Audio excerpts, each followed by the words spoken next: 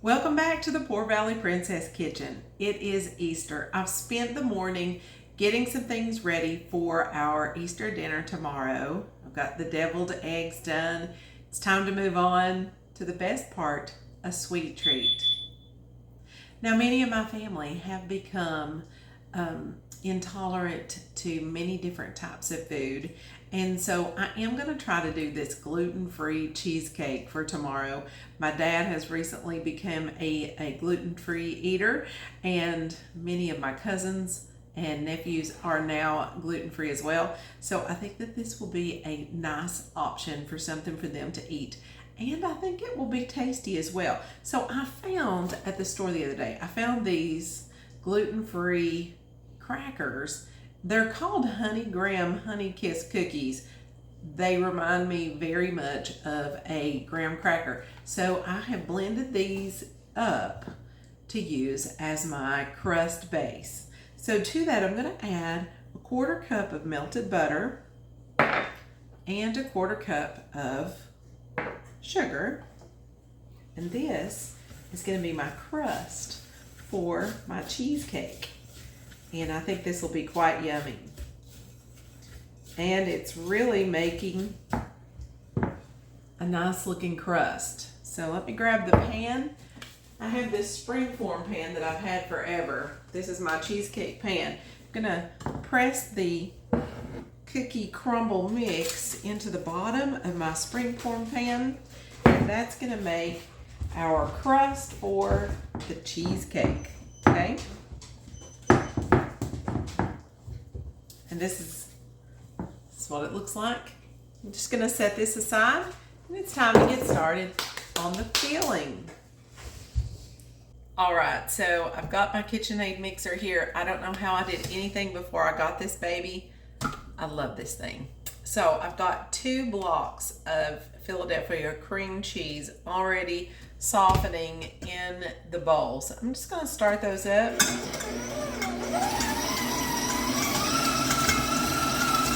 I'm going to beat those until they're nice and fluffy.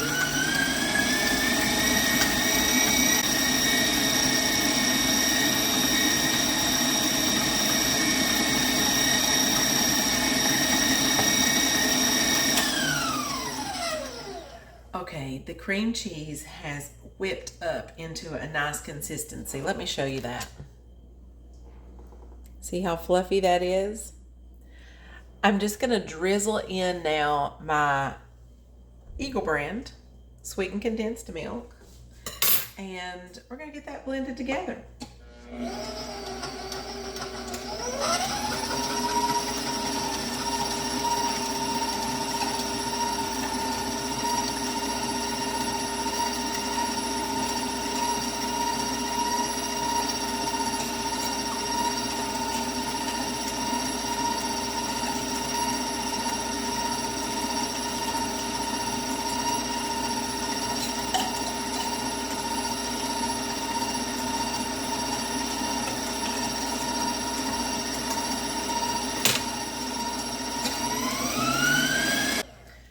I saw somewhere where somebody was able to move the screw on the back of the stand of their KitchenAid mixer to enable the scraper to go all the way to the bottom of the bowl.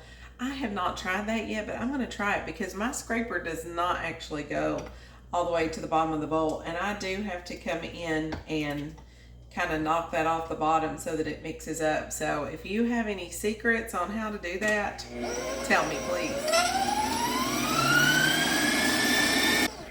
I'm going to scrape that down one more time. Make sure we've got all that mixed together.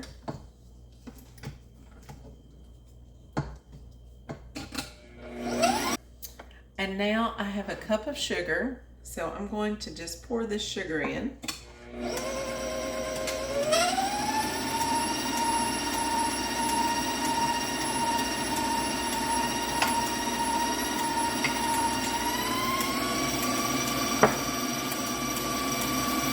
Three eggs.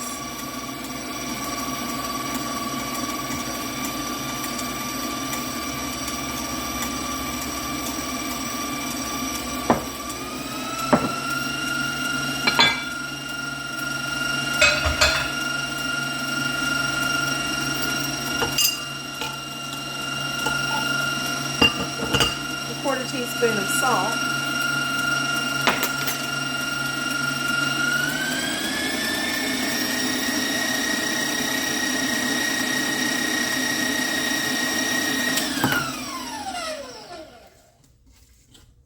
Scrape those sides down again.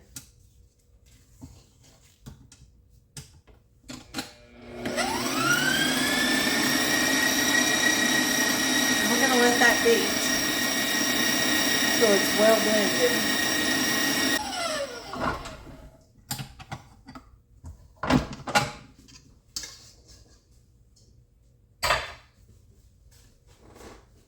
It looks great. So I have a 1/4 cup of lemon juice, and instead of beating that lemon juice in, I'm just going to stir that lemon juice in to the batter. Just fold that right in, and now we're ready to pour this into our pan.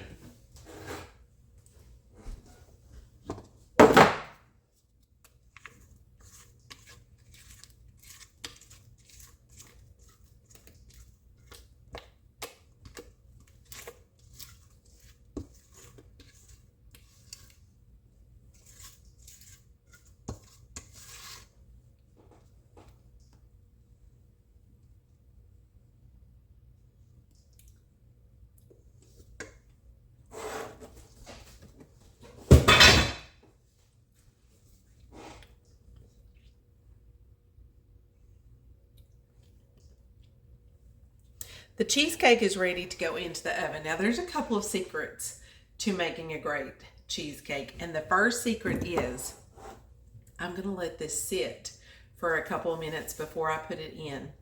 This allows some of the air to come out and bubble up. While it's sitting, I'm going to get a pan, fill it with water, and put it in the bottom of my oven.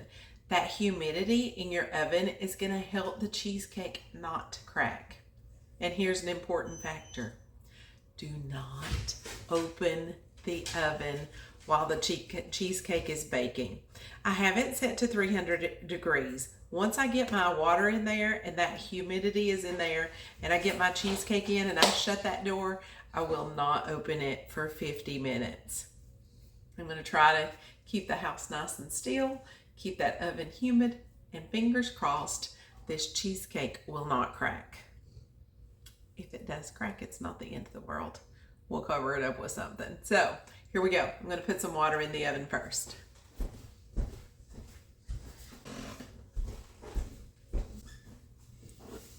All right, let's put in the cheesecake.